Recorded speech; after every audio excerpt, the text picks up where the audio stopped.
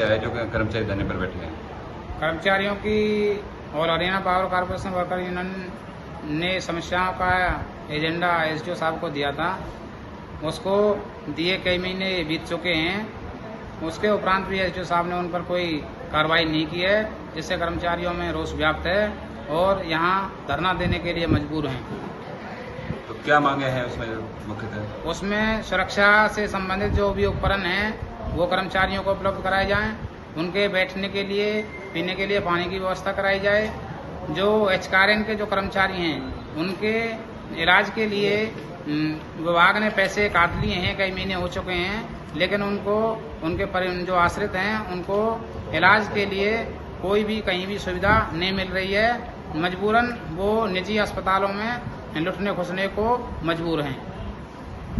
आपको नहीं लगता गर्मी के मौसम में उपभोक्ता परेशान हो रहे हैं और आप कर्मचारी सभी धरने पर बैठे हैं? ये बिल्कुल आप सही कह रहे हैं। इसका दुख हमें भी है, लेकिन मजबूरन हमें ये कदम उठाना पड़ रहा है। जो जनता है हम भी उसी का पार्ट हैं और उनको जो समस्या हो रही हैं वो निश्चित ही उसका हमें खेद है, लेकिन ये एसडीओ की जो तानाशाही है इसके खिलाफ हमारी नाराजगी है। हम जनता का जो काम है उसको धरने पे रहते हुए भी जारी रख रहे हैं और पूरी कोशिश ये है हमारी जो जनता को कोई किसी भी तरह की कोई परेशानी ना हो। अगर मांगे पूरी नहीं होती तो धरना आगे भी जारी रहेगा? हाँ, जब तक हमारी मांगों का समस्याओं का समाधान नहीं होगा तब तक ये धरना इसी तरह जारी रहेगा और इसमें की गति को और आगे बढ़ाया जाएगा। अगर आगे भी कहीं ऊपर एक्शन लेवल पर या इसी लेवल पर इस धरने को ले जाने की जरूरत हुई तो हम वहाँ भी ले जाना इसको मुमकिन समझेंगे।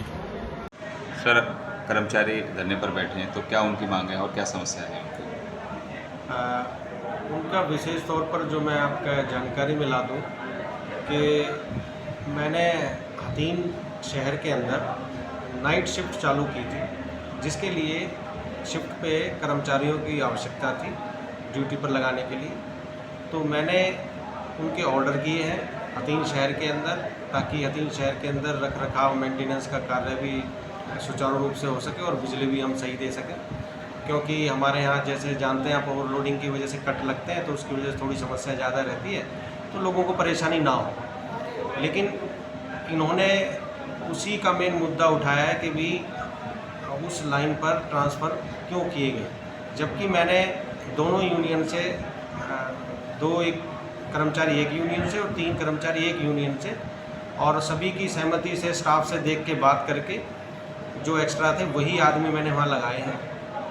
बाकी इनका जैसे मैं अभी सुन रहा था कि ये कह रहे हैं कि कोई टूल किट की सेफ्टी की कोई कमी है या कोई और दूसरी बात है, ये सब इनकी झूठी बात है। ऐसी कोई कमी नहीं है। पीछे भी सबसे ज़्यादा हमने सेफ्टी किट ड्रा की थी और सभी कर्मचारियों को जो काम करते हैं उनको दी है, और आगे भी ये निरंतर ऐसा कार्य है जो काम करते रहने से टूल किट सेफ्टी किट देनी ही पड़ती हैं। वो ख़राब होती हैं, दूसरी आ जाती हैं। जैसे ही स्टोर के अंदर आएंगी वो केवल एक हथीन सब डिवीज़न के लिए नहीं, पूरा डीएचबी में महकमे के लिए आती हैं। तो जो हमारे हिस्से में आती हैं कर्मचारियों के हिसाब से हम निरंतर निकालते रहते हैं, ड्रॉ करते हैं उनको स्टोर से और इनको देते भी हैं। तो मेरे हिसाब से ये केवल जो कर्मचारी जो काम नहीं करना चाहते उनको जब कार्य करने के लिए कहा जाता है तो वो इस तरह के बहाने बनाकर, और एक जो काम करने वाले कर्मचारियों से भी मेरी एक अपील है, अगर वो इस चीज़ को सुने और समझें तो आप के लिए ही मैंने काम किया है, क्योंकि जो काम करने वाले हैं कर्मचारी उन पे ही बर्डन पड़ता है नाकारण लोगों की वजह से। तो इसमें सहयोग करें, मेरी अपील है। मैंने बातचीत के लिए भी उनको बुलाया है ताकि मैं उनसे दोबारा पूछ सकूं तो कोई और समस्या ऐसी है तो उसको हम निपटारा कर सकें। सर, कर्मचारी हड़ताल पर हैं तो उससे क्या जो समस्याएं आ रही हैं सामने वो बढ़ रही हैं या कम हो रही हैं?